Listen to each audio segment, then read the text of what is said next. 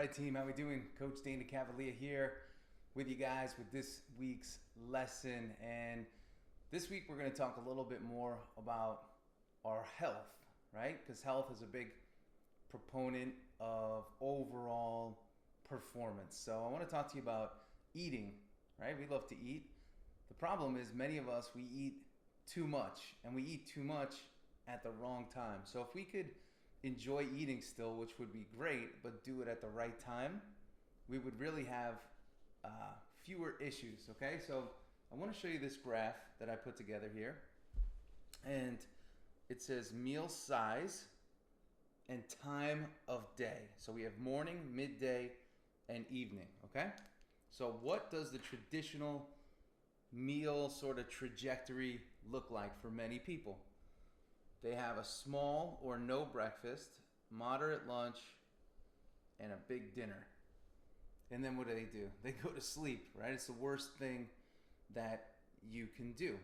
So I want to give you another option that is much more of a preferred option, right? The optimal option is this. It's actually reversing this. So you're going big breakfast, small midday lunch, and a very small dinner. Very small dinner.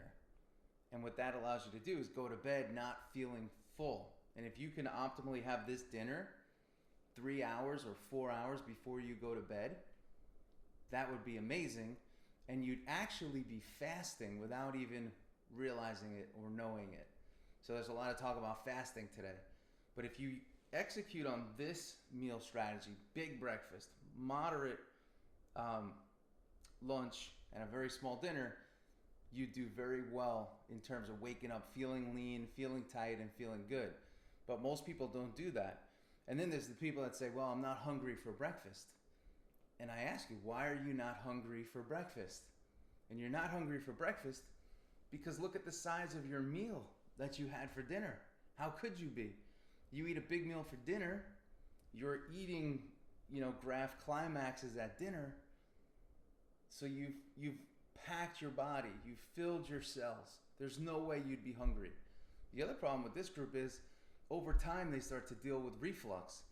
They start to deal with the inability to digest food in a horizontal position, and they start to get splash. So you got to really be careful about that.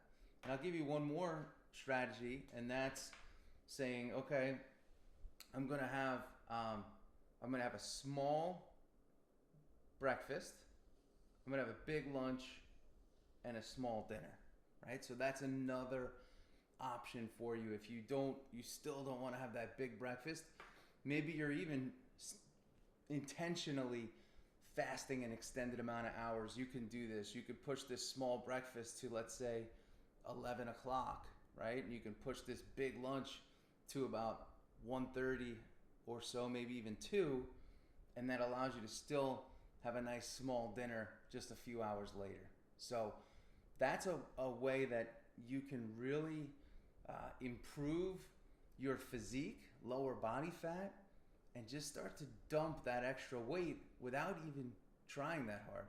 And that's the whole idea, right? How many of us look at weight loss and body improvement as this big task? Oh man, another diet. Here we go again. I failed. And that's because we never get the schedule right. Nobody talks about the schedule.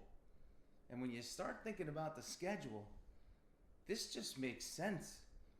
Why am I eating my biggest meal when I'm about to do nothing? Why not eat my biggest meal when I have a whole day in front of me to burn it off? Now, if you throw a workout in the middle of here, that will accelerate your burn.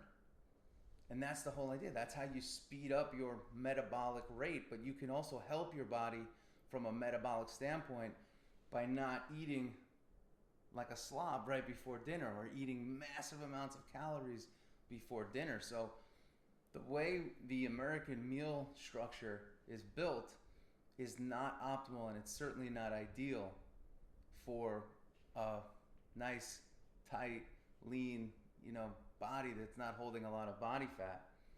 And the other thing is too, when we look at this dinner, no matter whether it's a small dinner or a big dinner, another strategy we can do is deploy where we're just eating a vegetable and we're just eating a protein and we don't have the carb in this PM slot. So it's not saying you can't have a carb, right? You can never have pasta again. You can never have rice again. You can never have a piece of bread again.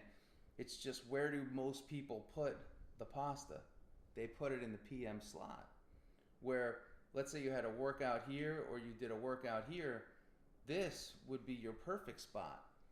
Or even this, right? Because you're going to burn it right off for that carbohydrate. So I wanted to share this lesson with you because nobody's talking about meal timing. They're all talking about composition and what you can't eat, but I want to show you what you can eat and the when in which you can eat that. So that's the lesson for today. This is Coach Dana Cavalea. I hope you guys enjoy this, and any requests that you have in regards to health and human performance, let me know. I'll see you later. Bye.